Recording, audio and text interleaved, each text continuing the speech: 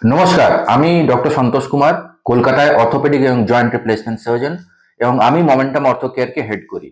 এর আগেও আমরা বেশ কয়েকটা এডুকেশনাল ভিডিওস করেছি নানা অর্থোপেডিক সমস্যা নিয়ে, হিপ নি সমস্যা নিয়ে। তো আজকে যেটা নিয়ে আমরা আলোচনা করব ওটা হচ্ছে হাঁটুর লিগামেন্ট আঘাত। মানে হাঁটুতে দুটো বড় বড় লিগামেন্ট আছে, এসিএল, পিসিএল এবং কোলাটারাল লিগামেন্টস। এই চোট কিভাবে লাগে এবং তার চিকিৎসা কিভাবে হয় সেটা নিয়ে আজকে আমরা আলোচনা করব। বেশিরভাগ ক্ষেত্রে এই চিকিৎসাটা মাইক্রো সার্জারি দিয়ে হয়, যার নাম হচ্ছে আর্থ্রোস্কোপি। তো আমরা লিগামেন্ট ইনজুরিজ আর আর্থ্রোস্কোপি নিয়ে আজকে আমরা ডিসকাশন করব। হাঁটুতে বেসিক্যালি হাঁটু আমাদের দুটো হাড়ের সন্ধিস্থল, যেটা আমরা দেখি। এই উপরের হাড় যার নাম হচ্ছে ফিমার আর নিচের হাড় হচ্ছে টিবিয়া। তো দুটো হাড় যেখানে মিলছে এখানে হচ্ছে আমাদের নি জয়েন্ট। তো এখানে দুটো হাড়ের মাঝখানে গদি আছে যার নাম হচ্ছে কার্টিলেজ, আর সঙ্গে চারটে লিগামেন্ট আছে। দুটো লিগামেন্ট জয়েন্টের বাইরে, এটাকে বলা হয় কোলেটারাল লিগামেন্টস, আর দুটো লিগামেন্ট জয়েন্টের ভেতরে, এটাকে বলা হয় ক্রুসিয়েট লিগামেন্টস। যেহেতু ওরা এক অন্যকে ক্রস করে, তার জন্য এর নাম হচ্ছে ক্রুসিয়েট লিগামেন্টস। তার মধ্যে আবার দু রকমের আছে, একটা সামনে থেকে পেছনে যায় যার নাম হচ্ছে এসিএল, আর একটা পেছন থেকে সামনে আসে যার নাম হচ্ছে পিসিএল। তো এটা হচ্ছে ক্রুসিয়েট লিগামেন্টস। এই লিগামেন্টস এক অপরকে ক্রস করে। তো হাঁটুতে বুঝতে গেলে এই জিনিসটা এই ছবিতে আমি দেখাতে চাইছি যে এটা হচ্ছে থাই বোন যার নাম হচ্ছে ফিমার, আর এটা হচ্ছে শিন বোন যার নাম হচ্ছে টিবিয়া।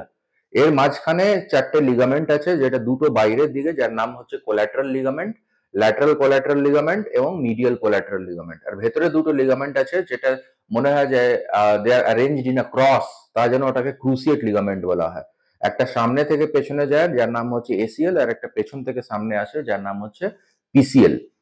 আর তার দুটো হাড়ের মাঝখানে কার্টিলেজ আছে এবং একটা ওয়াশারের মতন জিনিস আছে যার নাম হচ্ছে মেনিসকাস।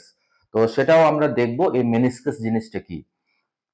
তো প্রথমে আরেকবার আমি আপনাকে বুঝিয়ে দিই যে লিগামেন্ট গুলো কোথায় যুক্ত হয়। একটা লিগামেন্ট সামনে থেকে পেছনে যাচ্ছে যার নাম হচ্ছে এসিএল, এই যে লিগামেন্টটা সামনে থেকে পেছনে যাচ্ছে, আর একটা পেছন থেকে সামনে আসে যার নাম হচ্ছে পিসিএল।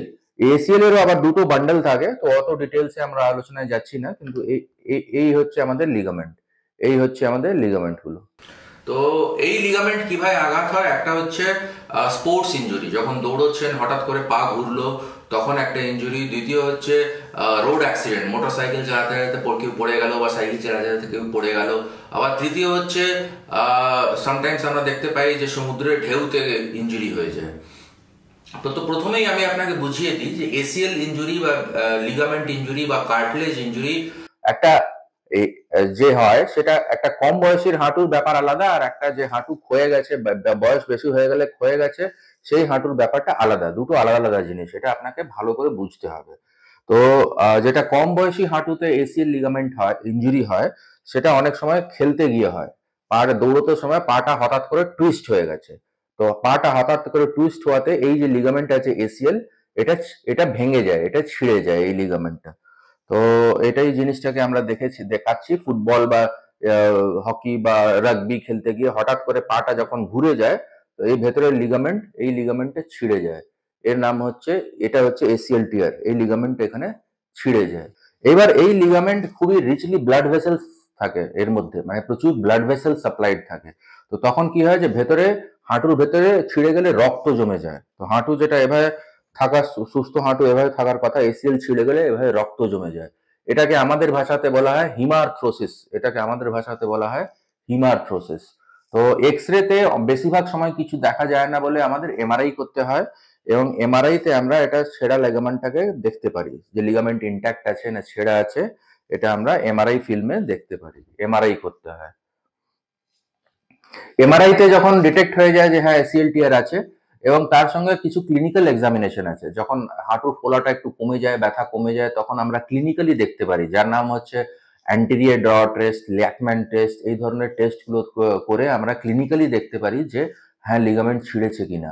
তো যখন এমআরআইতে এবং ক্লিনিক্যালি স্ট্যাবলিশড হয় যে লিগামেন্ট ছিঁড়ে গেছে, এবং তার সিমটম কি আমরা দেখতে পাই, লিগামেন্ট ছিঁড়লে তিন ধরনের সমস্যা হতে পারে। একটা হচ্ছে মাইক্রো ইনস্টেবিলিটি, মানে মনে হয় যে হাঁটুতে জোর পাচ্ছি না বা কনফিডেন্স পাচ্ছি না, এটা হচ্ছে এক নম্বরের সিমটম। দ্বিতীয় হচ্ছে ম্যাক্রো ইনস্টেবিলিটি, হাঁটুটা মাঝে মাঝে ফলস হয়ে যায়, ঘুরে যায়, আবার কখনো কখনো যখন ফলস হয়ে যায় আবার ফুলে উঠে। তো সেটা একটা সিমটম হতে পারে। আর তৃতীয় হতে পারে মাইক্রো ইনস্টেবিলিটির সঙ্গে পেন, একটা ব্যথার সিমটম থাকে। তো এই সমস্ত ফিচার্স লিগামেন্ট ইনজুরিতে হয়। তো প্রাথমিক চিকিৎসা যেটা আমরা করি ওটা মাসল স্ট্রেংথেনিং এক্সারসাইজ করি, নানা ধরনের মাসল স্ট্রেংথেনিং এক্সারসাইজ করে আমরা প্রথমে চেষ্টা করি। কিন্তু যদি দৌড়তে অসুবিধা হয় এবং মাঝে মাঝে ফলস হয়ে যাচ্ছে বা অন্যান্য প্রবলেম হচ্ছে, যেটা লিগামেন্ট ইনজুরি, এসিএল ইনজুরি বেশিরভাগ সময় মেনিসকাস ইনজুরি। মানে মেনিসকাসটা কি, দুটো হাড়ের মাঝখানে যে আমরা দেখবো ছড়িয়েতে, দুটো হাড়ের মাঝখানে যে কার্টিলেজ থাকে, একটা ওয়াশারের মতন কার্টিলেজ বসে থাকে, তার নাম চন্দ্রাকার কার্টিলেজ, এটার নাম হচ্ছে মেনিসকাস। তো এই মেনিসকাস ইনজুরি অনেক সময় এসিএল ইনজুরির সঙ্গে যুক্ত থাকে। তো সেই ক্ষেত্রে কি হতে পারে, যে ব্যথা হতে পারে, লকিং হতে পারে, একটা শ্রিল পেন হতে পারে, একটা পয়েন্টে লকড হয়ে যেতে পারে, এই রকমের সমস্যা এসিএল ইনজুরির সঙ্গে মেনিসকাস ইনজুরিও বেশিরভাগ সময় থাকে। তো এগুলো হয়, আমরা ক্লিনিক্যালি সব রকমের দেখে, এমআরআই তে দেখে তারপরে চিকিৎসায় যাই। চিকিৎসাতে কি হচ্ছে যে আজকাল মাইক্রো সার্জারি করা হয়, মানে হাঁটুতে একটা ফুটো করে এভাবে এটা চিকিৎসা হয়, যার নাম হচ্ছে আর্থ্রোস্কোপি। এটার নাম হচ্ছে আর্থ্রোস্কোপি। মানে আমরা হাঁটুতে দুটো বা তিনটে ফুটো করি, একটা ফুটো দিয়ে এই 4 মিলিমিটার 4 মিলিমিটারের টেলিস্কোপ যায়, এই 4 মিলিমিটার টেলিস্কোপ যায়, একটা দিয়ে ইনস্ট্রুমেন্ট যায়, আর একটা দিয়ে অন্যান্য যে কাজগুলো হয় সেটা আমরা করি। তো এই দুটো বা তিনটে ফুটো দিয়ে একটা লাইট সোর্স এবং ক্যামেরা দিয়ে আমরা এই আর্থ্রোস্কোপি করি। লাইট সোর্স আর ক্যামেরা, একটা ফুটো দিয়ে এই স্কোপের সঙ্গে লাইট সোর্স যাচ্ছে ক্যামেরার সাথে, আর একটা দিয়ে ইনস্ট্রুমেন্ট যাচ্ছে। তো এই দুটো বা তিনটে ফুটো দিয়ে পুরো অপারেশনটা করা হয়, না কেটে মাইক্রো সার্জারি করা হয়, এটার নামই হচ্ছে আর্থ্রোস্কোপি। তো নানা রকমের ফুটো করে এটা করা হয়। এই যে দেখছেন হাঁটু, নানা রকমের ফুটো করে এই অপারেশনটা করা হয়, এটা আর্থ্রোস্কোপ, লাইট সোর্স, ক্যামেরা এগুলো দিয়ে এটা করা হয়। এবার আমরা আর্থ্রোস্কোপিতে একটা জিনিস বুঝতে হবে, যে আমরা পরিষ্কার যেটা ভেতরটা দেখতে পাই, আর্থ্রোস্কোপিতে আমরা পুরো পরিষ্কার ভেতরটা আমরা দেখতে পাই, পরিষ্কার ভেতরটা দেখতে পাই, এত হাইলি ম্যাগনিফাইড ওয়েতে আমরা একটা বড় টিভি স্ক্রিনে এটা দেখতে পাই। তো আর্থ্রোস্কোপি কি হচ্ছে, যে আর্থ্রোস্কোপি হচ্ছে diagnosis plus treatment in the same sitting. MRI তে আমরা ডায়াগনোসিস করলাম, তার আগে ক্লিনিক্যালি ডায়াগনোসিস করলাম। হ্যাঁ, ক্লিনিক্যাল ডায়াগনোসিস এর আগে ফোলা আর ব্যথাটা কমে যেতে হবে, ফোলা আর ব্যথা থাকাতে ক্লিনিক্যাল ডায়াগনোসিস করা খুব মুশকিল।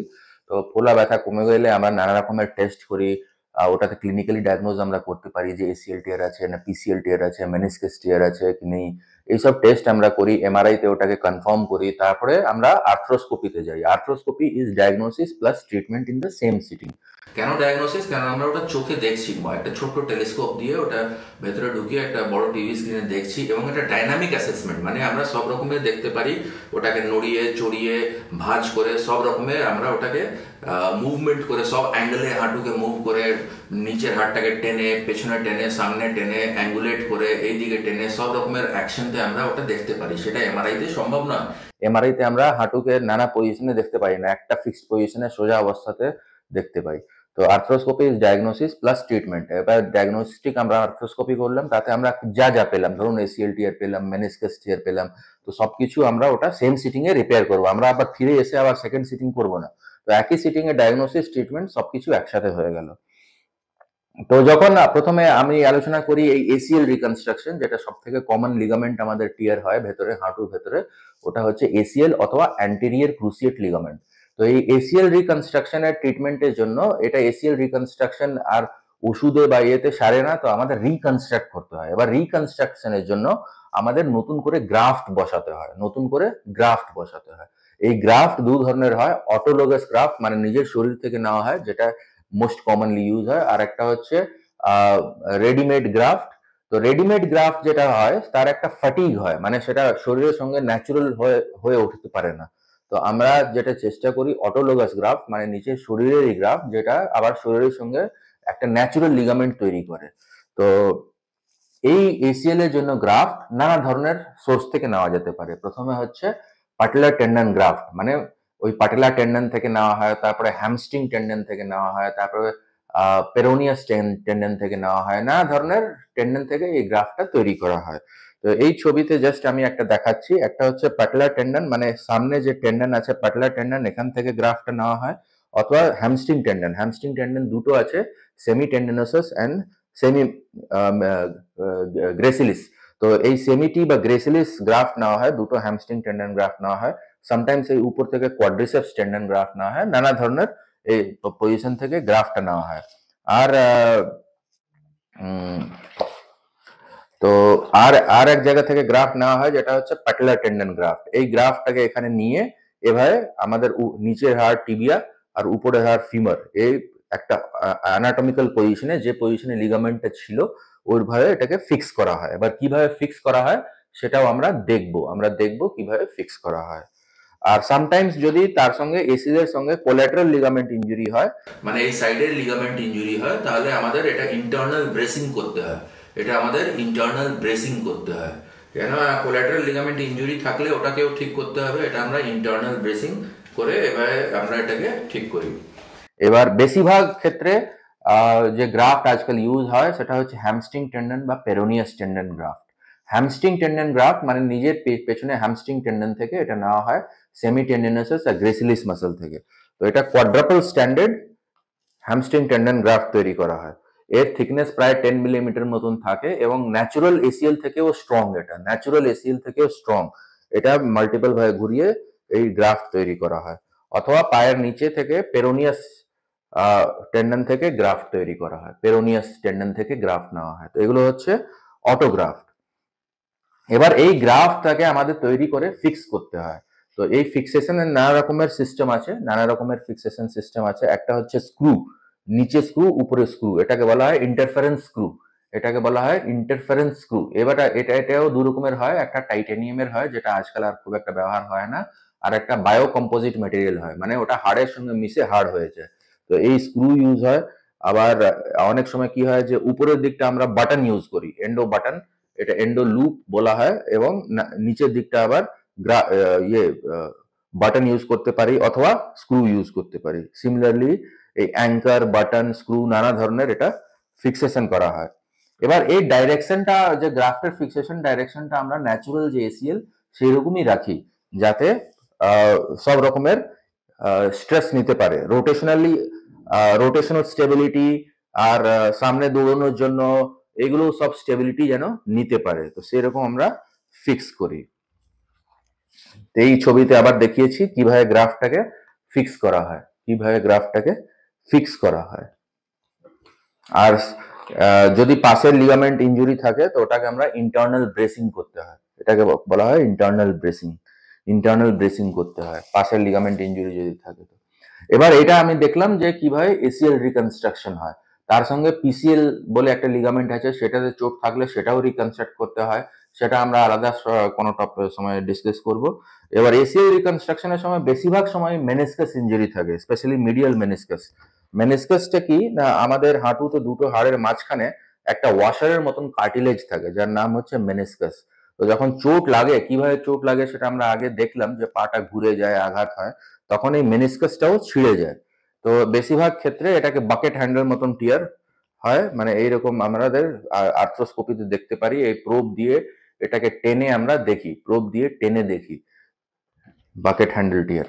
তো এটা এই মেনিসকাস টিয়ারের আবার দু রকমের চিকিৎসা আছে। একটা হচ্ছে মেনিসকাস ব্যালেন্সিং, মানে ওটাকে ভালো করে ট্রিম করে ব্যালেন্স করে ওটাকে ফেলে দেওয়া হয়, সেটা একটা চিকিৎসা। আর দ্বিতীয় হচ্ছে রিপেয়ার করা হয়। তো যদি ওটা মানে পেরিফেরাল জোনে হয়, এভাস্কুলার জোনে হয় এবং ছোট্ট টুকরো হয়, তো অনেক সময় জাস্ট ট্রিম করে ছেড়ে দেওয়া হয়, যার নাম হচ্ছে মেনিসকাস ব্যালেন্সিং।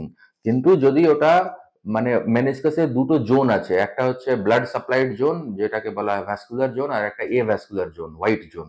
তো যদি ওটা ভ্যাসকুলার জোন স্পেশালি হয় এবং ডিপ টিয়ার হয়, তো আমরা ওটাকে রিপেয়ার করার দু তিন রকমের টেকনিক আছে, অল ইনসাইড আউট। তো নানা রকম ধরনের টেকনিক দিয়ে আমরা এটাকে রিপেয়ার করি। এই যে দেখছেন আপনি, এটাকে মেনিসকাস আমরা রিপেয়ার করি। এবার মেনিসকাস রিপেয়ার করলে কি হয় যে ওটাতে হিলিংতে একটু সময় দিতে হয়, তার জন্য অপারেশনের পর কয়েক সপ্তাহ আমরা ভর দিতে বারণ করি মেনিসকাস রিপেয়ার হলে। আর মেনিসকাস স্ট্রিমিং হলে কোনো ব্যাপার না, সঙ্গে সঙ্গে ভর দেওয়া যেতে পারে। এসিএল টিয়ার শুরু হলে পরের দিন থেকে সঙ্গে সঙ্গে ভর দেওয়া যেতে পারে, হাঁটাচলা করা যেতে পারে। তো এই মেনিসকাস টিয়ার আমরা এভাবে রিপেয়ার করি, যেটা দেখলাম। আবার যদি ছোট্ট টিয়ার থাকে তো ওটাকে জাস্ট স্ট্রিম করা হয়, এটা বাকেট হ্যান্ডেল টিয়ার, এটা জাস্ট স্ট্রিম করা হয়, এটাকে বলা হয় মেনিসকাস ব্যালেন্সিং। তো এই নানা ধরনের চিকিৎসা আমরা দেখলাম আর্থ্রোস্কোপি দিয়ে কিভাবে হাঁটু লিগামেন্ট ইনজুরি ট্রিটমেন্ট করা হয়। তো এর সঙ্গে আছে এবার পোস্ট অপারেটিভ। যদি শুধু এসিএল রিপেয়ার হয় তা আমরা পরের দিন থেকে ভর দিয়ে হাঁটিয়ে দিই, কেননা আজকালকার দিনে যে গ্রাফট এবং ফিক্সেশন মেথডস ওটা ভীষণ স্ট্রং, এবং পরে আমাদের hamstring and quadriceps strengthening exercises করতে হয়। আর যদি মেনিসকাস ব্যালেন্সিং হয় তাও পরের দিন থেকে হাঁটিয়ে দিই, কিন্তু যদি মেনিসকাস রিপেয়ার হয় তো আমাদের কিছুদিন ওয়েট করার প্রয়োজন হতে পারে। তো আমরা জাস্ট এটা নিয়ে আলোচনা করলাম। আর যদি আপনার কোনো ডাউট থাকে আপনি নিশ্চয়ই আমাকে মেসেজ করুন বা লিখুন santdr@gmail.com।